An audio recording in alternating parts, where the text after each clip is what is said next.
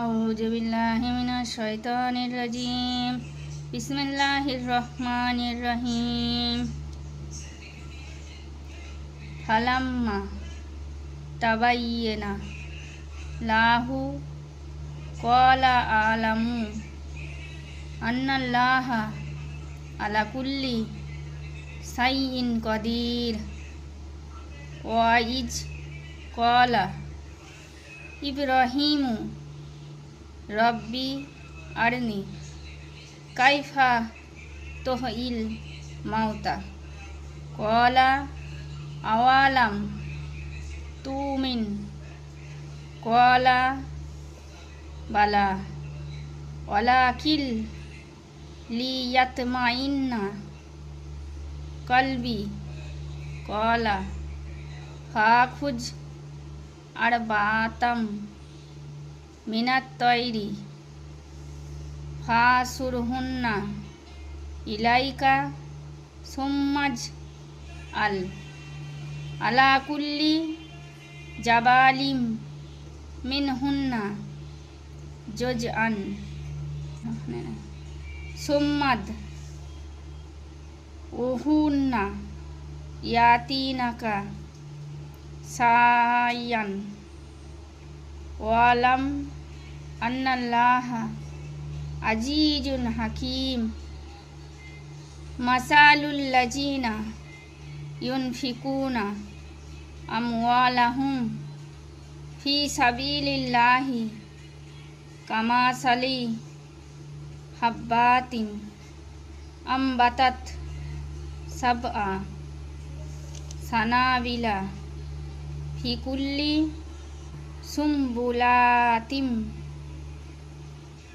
মিয়াতু হাব্বাতিন আল্লাহু ইউদাইফু লিমান ইয়াশাউ আল্লাহু ওয়াসিউন আলিম। আল্লাযীনা ইউনফিকুনা আমওয়ালাহুম ফি সাবিলিল্লাহি সুম্মা লা ইউতবিউনা মা আনফাকু মান্নাউ ওয়ালা আজাল্লাহুম আজরুহুম ইনদা রাব্বিহিম।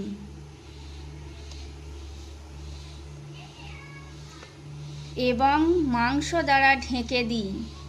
যখন এটি সুস্পষ্ট হলো তখন সে বলল, আমি জানি যে আল্লাহ সর্ববিষয়ে সর্বশক্তিমান। আর যখন ইব্রাহিম বললেন, হে প্রভু, কিভাবে আপনি মৃতকে জীবিত করে দেখান, তিনি বললেন, আপনি কি এ বিশ্বাস করেন না? সে বললেন, নিশ্চয় বিশ্বাস করি, তবে মন তৃপ্তকল্পে একটু দেখান। তিনি বললেন, তবে 4টি পাখি ধরো এবং ওইগুলোকে তোমার বশীভূত করো। তৎপর তাদের এক অংশ পাহাড়ে রাখো, অতঃপর ওইগুলিকে ডাকো, দ্রুত গতিতে তোমার নিকট আসবে। জেনে রাখো যে আল্লাহ পরাক্রমশালী ও প্রজ্ঞাময়। যারা নিজ ধন আল্লাহর পথে ব্যয় করে তাদের উপমা একটি শস্য বীজের মতো, যা থেকে 7টি শীষ জন্মে, প্রতিটি শীষে থাকে 100 শস্য দানা, এবং আল্লাহ যাকে ইচ্ছা বহুগুণে বৃদ্ধি করে দেন। আল্লাহ প্রাচুর্যময়, মহাজ্ঞানী। যারা আল্লাহর পথে আপন ধন ব্যয় করে এবং যা ব্যয় করে তার কথা বলে বেড়ায় না এবং কাউকে কষ্টও দেয় না, তাদের পুরস্কার তাদের রবের কাছে আছে। তাদের শানে নজুল আয়ে 261।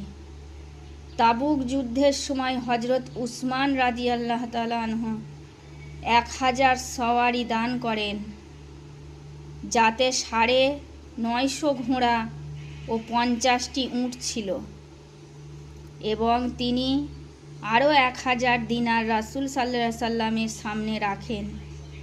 রাসূল সাল্লাল্লাহু আলাইহি ওয়াসাল্লাম তা আনন্দে গ্রহণ করেন। বলেন, আজকের পর উসমান আর কখনো ক্ষতিগ্রস্ত হবে না। তারপর হযরত আব্দুর রহমান ইবনে আউফ রাদিয়াল্লাহু আনহু 4000 দিনার দান করে বলেন, ইয়া রাসূলুল্লাহ, আমার কাছে 8000 দিরহাম ছিল, আর 4000 দিরহাম আমার নিজের জন্য এবং আমার পরিবারের জন্য রেখে দিয়েছি, আর 4000 আমার রবকে ফরজ দিয়েছি। তখন রাসূলুল্লাহ সাল্লাম বলেন, তুমি যা দিয়েছ এবং যা রেখে দিয়েছ তাতে আল্লাহ তাআলা বরকত প্রদান করুন। আবু সাউদ।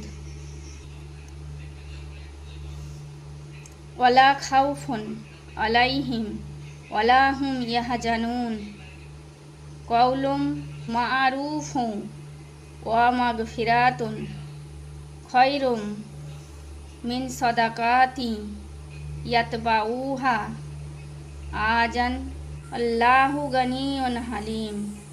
ইয়া আইয়ুহাল্লাযীনা আমানু লা তুবতিলু সাদাকাতিকুম বিল মান্নি ওয়াল আযা কাল্লাযী ইউনফিকু মালাহু রিয়াআন নাসি ওয়ালা ইউমিনু বিল্লাহি ওয়াল ইয়াউমিল আখিরি ফামাসালুহু কামাসালি সাফওয়ানিন আলাইহি তুরাবুন ফাআসাবাহু ওয়াবিলুন ফাতারাকাহু সালদান লা ইয়াকদিরুনা আলা সাইয়্যিম মিম্মা কাসাবু ওয়াল্লাহু লা ইয়াহদিল কওমাল কাফিরিন।